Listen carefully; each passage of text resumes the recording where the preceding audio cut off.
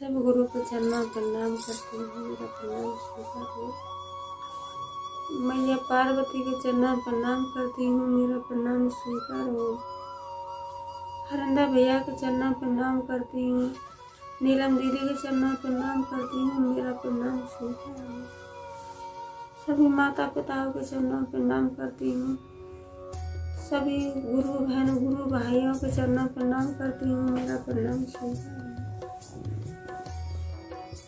आइए आप सबका कमलेश भक्ति चैनल पर स्वागत है। और मैं आपको एक चर्चा सुनाने जा रही हूँ। चर्चा बहुत सुंदर है, कथा बहुत सुंदर है।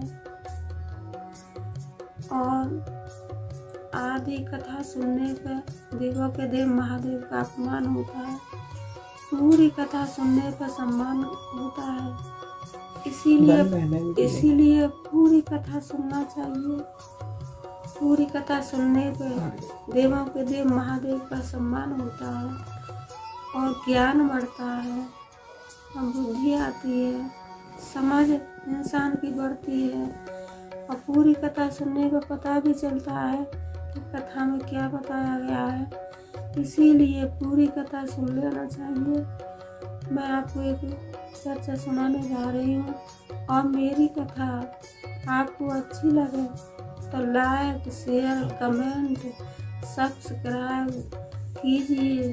और आप नए हो तो मेरे चैनल को सब्सक्राइब कीजिए और घंटी के बटन को भी प्रेस कीजिए। एक सास थी तो उसकी सास के 4 बहू थी। तो 4 बहुओं को बहुत प्यार करती थी।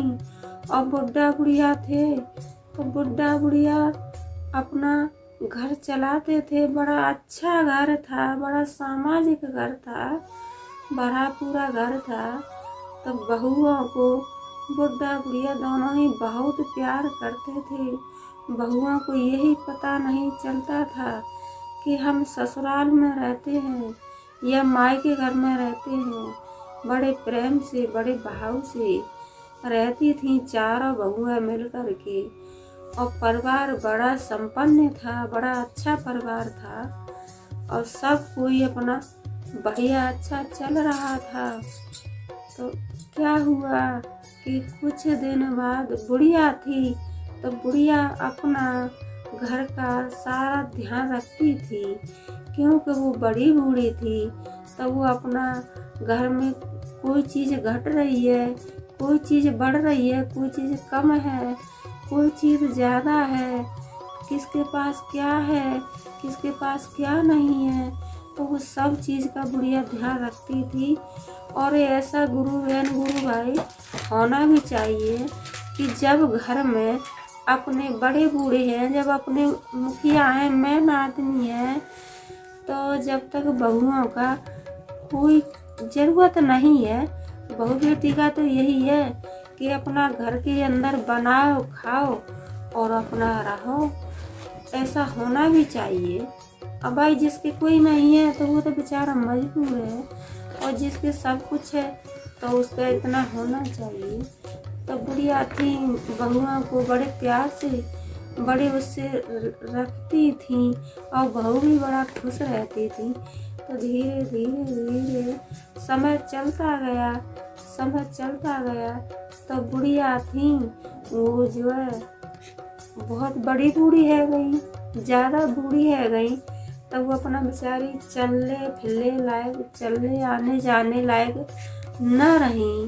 तो क्या हुआ, वो कहने लगी कि अब देखो बेटा, मैं जब से तो मैंने आपका पूरा जैसे गृहस्थ चलाया था, देखभाल की थी, लेन देन किया था, तुम्हारी सबकी रक्षा की थी। लेकिन बेटा अब तो मैं वृद्धा हो चुकी हूँ बेटा, अब मैं नहीं कर पा रही हूँ। तो अब बेटा मैं आप 4 से परीक्षा लूँगी। जो परीक्षा में पास आ गई, मैं घर की तिजोरी की चाबी उसी को दूँगी जो परीक्षा में पास आ गई। और जो परीक्षा में पास न आई तो उसको मैं चाबी नहीं दूँगी। तो 4 बहू खड़ी करी और कहने लगी सास कि बेटा मैं जिस चीज का आपसे जवाब पूछूंगी, जो बहू मुझको जवाब दे देगी, जिस चीज का मैं प्रश्न पूछूंगी और जो मुझे उत्तर दे देगी, मैं तिजोरी की चाबी, घर की चाबी उसी बहू के हाथ में पकड़ाऊंगी जिसने जवाब दे दिया, उसी के हाथ में। तो सबसे बोली कि मेरे 3 जवाब हैं बेटा, तीनों जवाबों को जिस बहू ने जवाब दे दिया उसी के, वही माल, घर की मालकिन वही, उसी को बना दूंगी।